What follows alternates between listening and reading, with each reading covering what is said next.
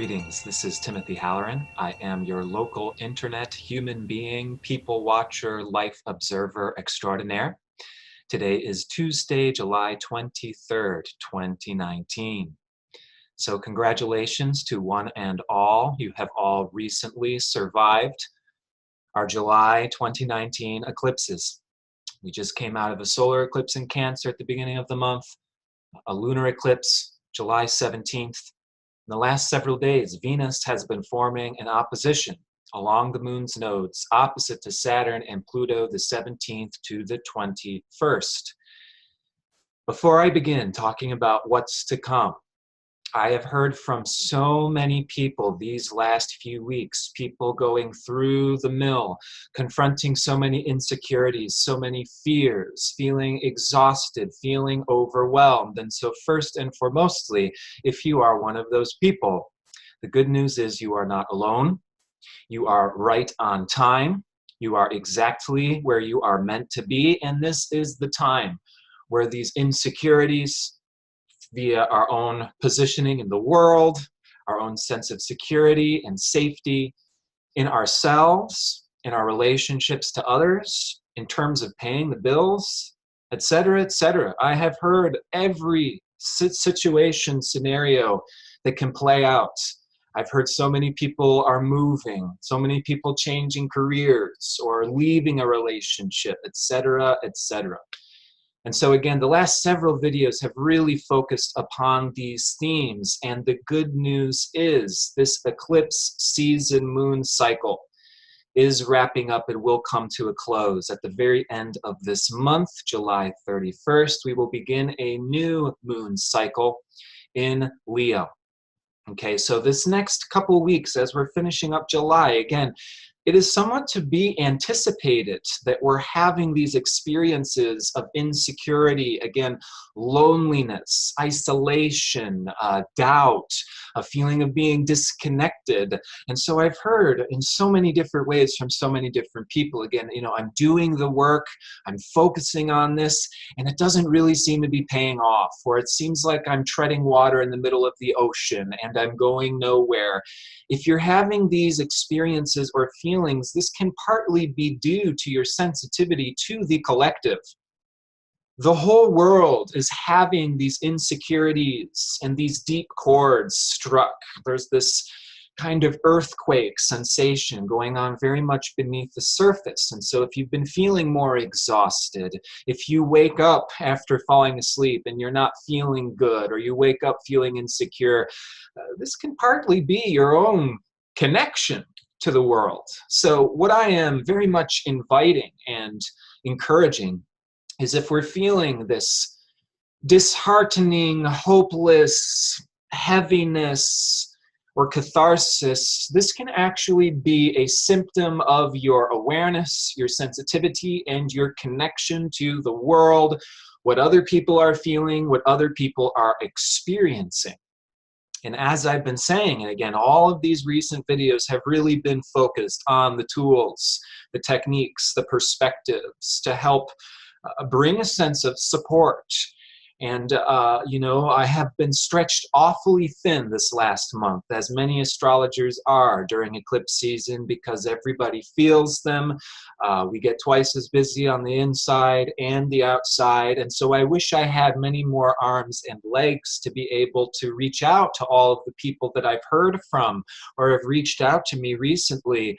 But I'm one of those people myself, and particularly the helpers, the healers, the supporters. I mean, we can really be stretched thin in this time. So a lot of people are going through it. So the number one prioritization is going to be you. Again, that's been the focus for the last several months' work. Conceptualization tools and techniques is how we can create this internalized support for ourselves. How we can encourage our own self to respect and honor our own needs. If we need to take the day off of work, allowing ourselves to do that, not overly forcing, not overly conforming to the world, the expectations that are out there, other people's needs, other people's demands, which can lead to that getting stretched too thin, being exhausted, feeling taken advantage of. So we all have to somewhat roll back, introvert, and not so much take seriously every little detail that's going on the outside right now. There is an awful lot of superstition. There is an awful lot of paranoia sweeping the airwaves and this earth.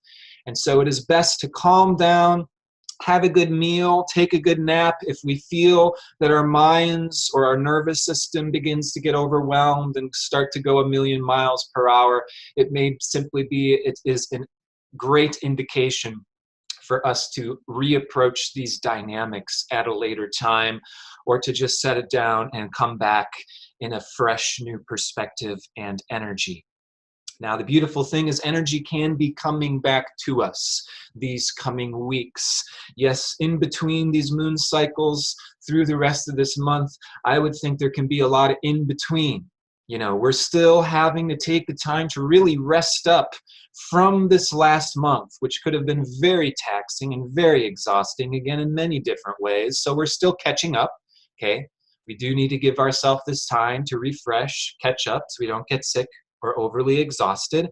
And then Mars is forming a trine to Jupiter approaching July 25th, so there can be some fresh new energy coming to us, although Mars will also form a quincunx to Saturn and Neptune through the end of this month as well. So there's a need to really discern again, okay, you know, fresh new energy can be coming to us. We'll talk about this coming new moon in Leo, can be this excitement, which can potentially get ahead of itself. And so we really need to be discerning, practical, rational, logical. I think that can be the real key through the end of July, the beginning of August, is really taking these steps back, really looking at everything from this much more objective, distant, spacious perspective where we can see and measure the different bits and pieces. Okay, here's my energy levels.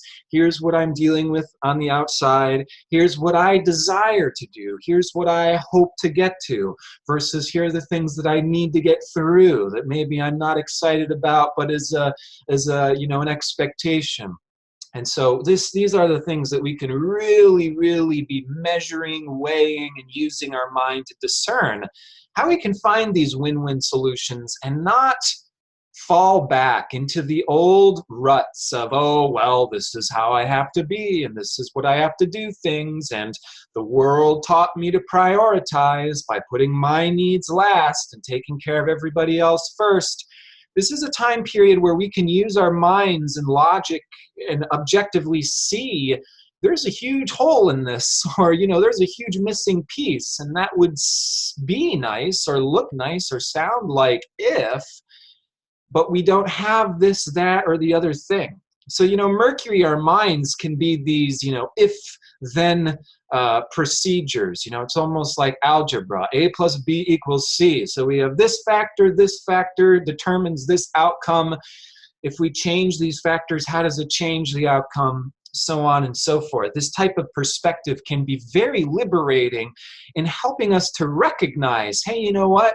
I may not actually have to do things this old way. I may be overcompensating or overforcing, and there may be some solutions to experiment, try things out, look at things a little bit of a different way, to integrate all of these different pieces, all of these different facets into a uniform whole, so that way something's not left out. And certainly we don't want to be leaving ourselves out. My goodness, no, not with the sun entering Leo just a day ago on the 22nd, where the sun will remain through August 23rd. Again, approaching July 31st, we will have a new moon in the sign of the Lion. Venus enters Leo the 27th through August 21st, and the sun and Venus will form a trine and a square to Uranus. Sun trine Chiron square Uranus the 28th to 29th. Venus trine Chiron square to Uranus August 1st to 2nd. So Sun, Venus, transiting Leo is our personal, spontaneous self-expression, who we are as unique individuals, and the desires that radiate from our own heart. I like to affectionately refer to Leo as our own inner child that is that playful, spontaneous self-expression of who we are. I like to give the example of this Leo inner child expression as when the ice cream truck drives by, and any child will get instantly very lit up and excited. Ice cream truck's going by. Hey, Ma, I want an ice cream cone. Can I get some ice cream? And it doesn't matter if it's 5 minutes before dinner time. If the child wants an ice cream cone, the ice cream truck goes by, blaring its exciting music with wonderful colors, sounds, and smells.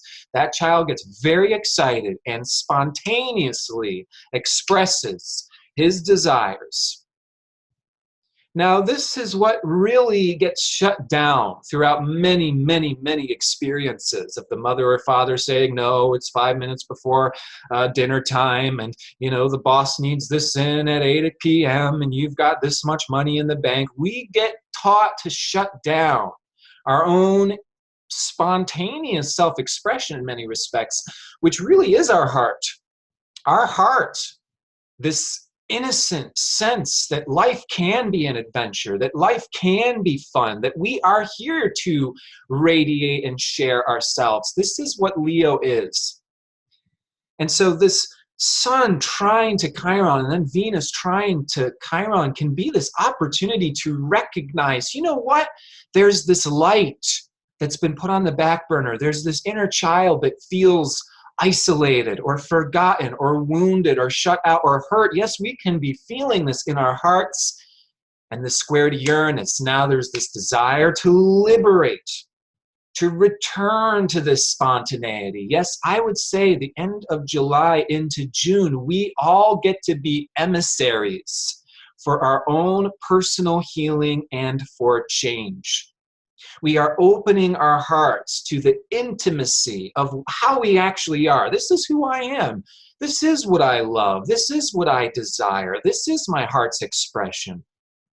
This capacity to be intimate in our own sharing, in our own individuality, and the capacity to heal through expressing our true desires. And this is where relationships can really be a mirror for healing. These next few weeks, we're showing up in our friendships. We're showing up in our partnerships. And my goodness, with this Venus, Sun, and Leo, we get to celebrate our relationships, celebrate our partnerships. You know what? We've all paid it forward this month of July. Do something to celebrate yourself. These last few weeks of July, first few weeks of August. What did you not get to do in your childhood that now you have the opportunity to do? This is what I encourage people to do on their solar returns, for example, that most Leonian time of the year where we're celebrating our birthday. And many of us have that childhood regression where we now have permission to be children and relive these parts of our lives. So what did you not get to do as a child? Do it on steroids now. You know, my last birthday in June, I pulled the computer out and downloaded some computer games. I'm a Gemini, of course, so I had the projector going, you know, music and colors, and it was like my childhood dream, you know. And it seems silly, you know, my inner adult's like, oh my gosh, Tim, you know, here you go playing video games. But it's almost like a method act, Leo. You allow yourself to play, release, liberate yourself. This next month of August begins with the new moon square to Uranus. This can be a very exciting, liberating, groundbreaking period to come. And so this new moon, July 31st, do something to symbolize, to honor this forthcoming liberation, as any new moon can be a wonderful time to sow a seed intention that can unfold and blossom in the weeks to come.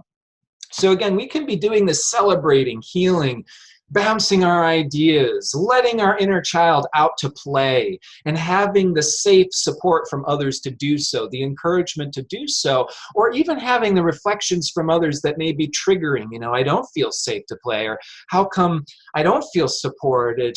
And then these relationships can be a mirror reflecting back the healing opportunity, you know.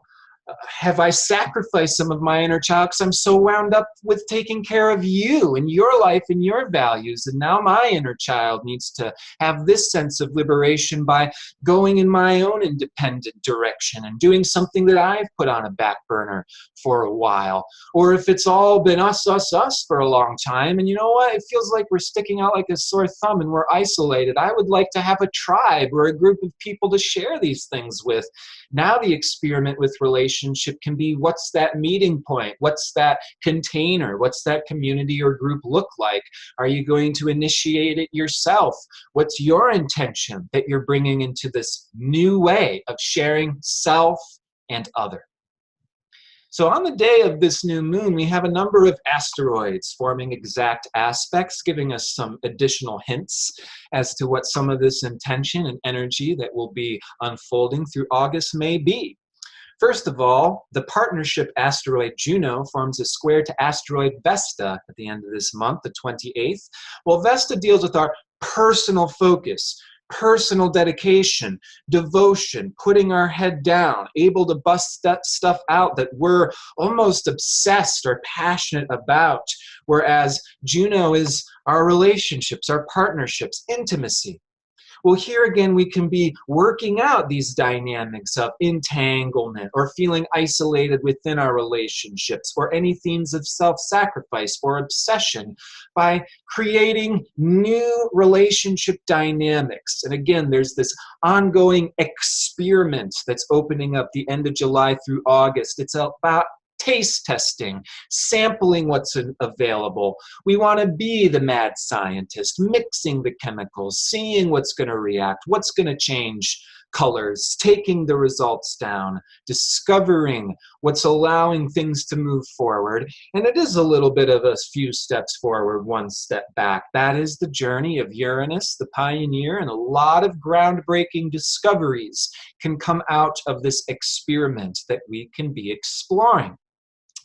Now, Mars forms a square to Vesta as well on the 31st. So again, this Vesta, which has to do with focus, work, devotion.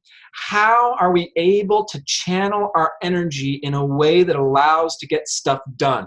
And here's where there may be some hidden tensions, inviting creative solutions. Like, you know what?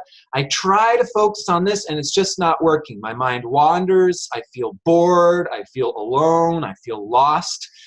Could be a red flag. Some adjustments may need to be made. Are we really interested in this? Is this really who we are? Again, are we unconsciously conforming to somebody else's agenda? Are we a student in somebody else's school? And that's going to make it very difficult to focus, very difficult to get our job done. And so it can make sense here that this lack of focus can actually be a hidden blessing. How can we align our energy, our desires, and our focus together that can allow for magic to happen? What are our heart's desires is some of the question of this new moon, in addition to Mercury stationing on coming up the same day as the new moon, the 31st. So Mercury stations 23 degrees of Cancer, right opposite to Pluto, 21 degrees Capricorn on the 31st. And we're really asking these questions of, what is it that really allows us to feel connected to ourself? What really allows us to feel aligned with the people, the groups, and the work that has a real quality of fulfillment? We feel good about what we're doing, what we're contributing, and who we're working with. And that's what really allows for this focus and this energy, this reinvention and this liberation to take us forward. Now, on the same day, the 31st, a lot of asteroid action going on this day. Pallas Athena, the goddess of wisdom asteroid, squares to Pluto.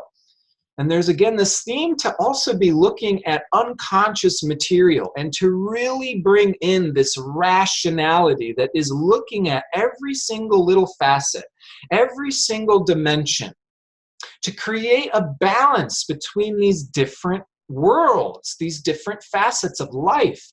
These things are called the major angles in astrology. And so, for example, we've had this Cancer-Capricorn polarity coming up all throughout July. Cancer, emotional fulfillment. the sense of safety with our friends, the sense of tribe and community with our family, real emotional connection, a sense of safety and support. Versus Capricorn, money, job, physical survival, the demands of society, what's paying the bills, getting the mail notice from the IRS. My goodness, isn't this fun? I mean, personal reflection here at home, we're in the midst of going through a move. We're going to be potentially leaving Savannah soon. At the same exact time, I received a mail from my so-called insurance company saying, we're getting sued by the Federal Trade Commission because, by the way, we're not actual insurance. We're a deceptive company and we sold you fraudulent insurance that you've been paying thousands of dollars to for the last several years, which explains why when I broke my hand and went to the dentist, it seemed like I was paying out of pocket. As it turns out, I was. Happy Saturn return to me. So we've got a lot of this Capricorn theme. It's a very, very Saturnarian time to be alive. And again, those sensitive souls may be going through a depression, waking up feeling isolated, alone, heavy.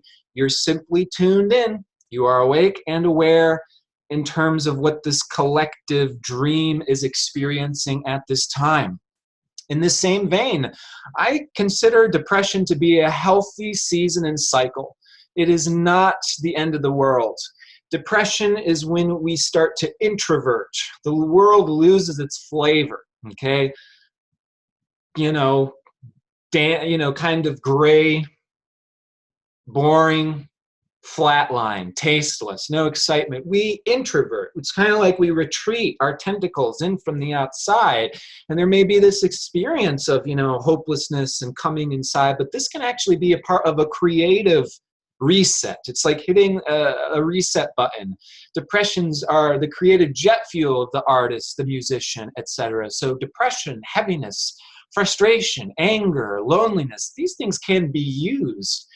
They can inspire our own creative experiment of rediscovery, reinventing ourselves, reinventing how we are forming a relationship between ourselves, others, and the world. And that's the other big polarity, right? Aries, self, my desires, my direction, Libra, others, other people's desires, other people's needs. How can we bring these things together? So that way we can honor what we desire. This is important. Every individual has desires. This new moon in Leo is about discovering, remembering our heart. This inner child has desires. Leo is the wisdom that every soul is an individual, much like a unique instrument in the divine orchestra. There's flute players, trumpet players, oboe players.